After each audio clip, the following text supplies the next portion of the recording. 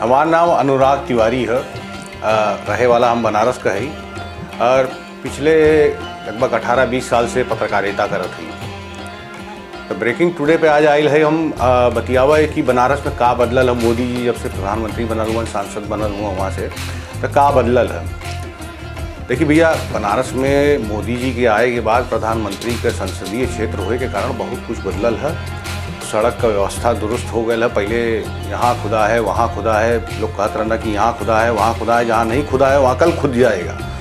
तो अब कुल लेके स्थिति थोड़ी बेहतर हुई है। हालांकि अभी भी जो पुराने क्रम हैं लोकल प्रशासन के, वो कभी कभार जो है पाताल लोक का सैर करा देते हैं, कभी किसी की मोटरसाइकिल गिर जाती है, कुछ इलाकों में है अभी भी ये समस्या है। लेकिन अगर आप पूरा देखेंगे तो बनारस की स्थिति बहुत सुधर चुकी है। बनारस में रोडें जो सड़कें हैं वो काफ़ी सुधर चुकी हैं। आप फर्राटा भरते हुए उन पे चल सकते हैं। जो चीज़ नहीं सुधरी है वो हमारी मानसिकता अपनी है कि जाम लगाएंगे, गलत तरफ से मुड़ेंगे।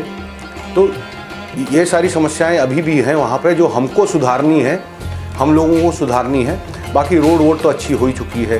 दूसरा, लाइट कभी कभी आती थी, अब वो स्थिति भी बेहतर हो चुकी है। अगर कुल मिला के देखा जाए तो बनारस में करीब 20-22 घंटा लाइट मिल ही जाती है। कुछ इलाकों में 24 घंटे भी मिल रही है। अब यहाँ पे भी थोड़ी सी समस्या आती है कि जैसे बाहरी इलाके हैं, आसपास के ग्रामीण क्षेत्र हैं, वहाँ कभी कभार जो है पावर हाउस में दिक्कत आ गई तो आ गई। लेकिन अगर कुल मिला के देखा जाए तो बनारस में बिजली की व्यवस्था भी बहुत सुधर गई है। मोदी जी के आने से एक और फ़ायदा ये हुआ है कि वहाँ लोकल जो रोज़गार है पर्यटन का, उसमें मतलब 4-5 गुना बढ़ोतरी हो गई है। पहले जो गंगा आरती देखने जाते थे लोग तो बड़े आसानी से जो है दशाश्वमेध घाट पे, आरपी घाट पे, शीतला घाट पे चले जाते थे आराम से। अब आरती के शुरू होने के लगभग आधा-पौन घंटा पहले से ही इतनी ज़्यादा भीड़ हो जाती है वहाँ कि आपका आरती स्थल तक पहुँचना बड़ा मुश्किल हो जाता है।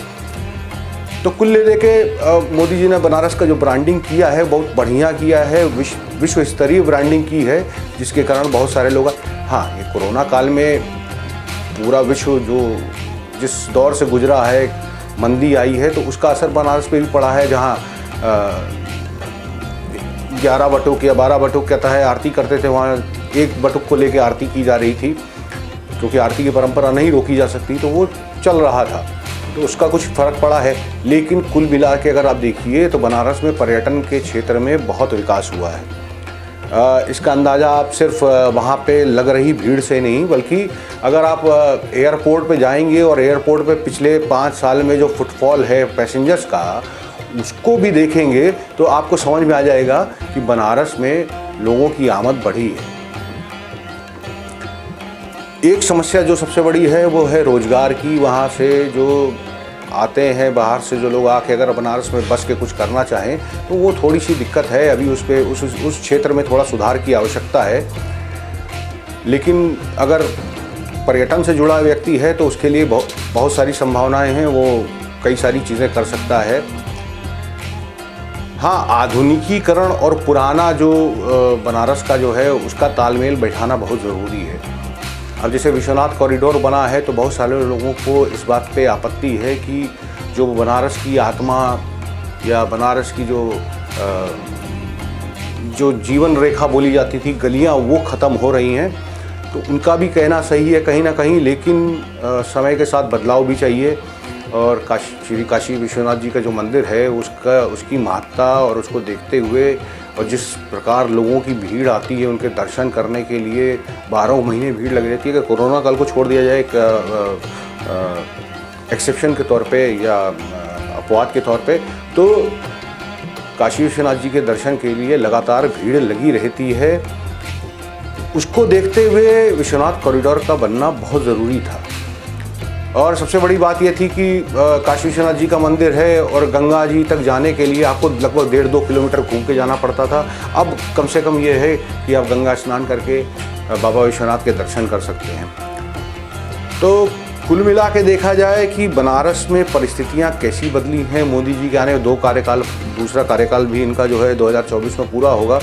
उम्मीद है कि जो योजनाएं जो लटकी पड़ी हैं लोकल एडमिनिस्ट्रेशन के कारण वो भी जल्दी पूरी हो जाएंगी। जो नई काशी बसाने का जो उनका प्लान है वो भी पूरा हो जाएगा। सड़कें अच्छी हो ही गई हैं। अगर आप बाबतपुर हवाई अड्डे से बनारस तक जाएं तो जो पहले जाम में फंसे रहते थे या उबड़ खाबड़ सड़कें हुआ करती थी, तो 8-9 तो हाईवे बन गए हैं बनारस शहर के चारों तरफ। तो इसकी वजह से आवागमन तो बहुत अच्छा हुआ है, लेकिन इस रोड का, इस फैसिलिटी का, इस इंफ्रास्ट्रक्चर का फ़ायदा तो तब होगा जब लोकल स्तर पे लोग जिनका रोज़गार बढ़ेगा, धंधा बढ़ेगा, बिजनेस बढ़ेगा तभी। तो कुछ एक चीज़ें रह जाती हैं जो जिनको बनारस में अभी भी पूरा किया जाना बाकी है। कहीं ना कहीं परिवर्तन बहुत ज़्यादा हुआ है पहले से, लेकिन वही है कि हम अपनी फितरत बदल नहीं सकते, तो इसलिए जिस तेज़ी से बढ़ना चाहिए था वो चीज़ अभी नहीं आई है। तो उम्मीद की जानी चाहिए कि 2024 तक, जब तक उनका कार्यकाल पूरा होगा, जो बचा खुचा है वो भी जल्दी से जल्दी पूरा होगा। इसी के साथ मैं अपनी वाणी को विराम देता हूँ। हर हर महादेव। अगर हमारी वीडियो से संतुष्ट हैं तो वीडियो को लाइक करें, चैनल को सब्सक्राइब करें और बाकी अपडेट्स के लिए बेल आइकन दबाएं।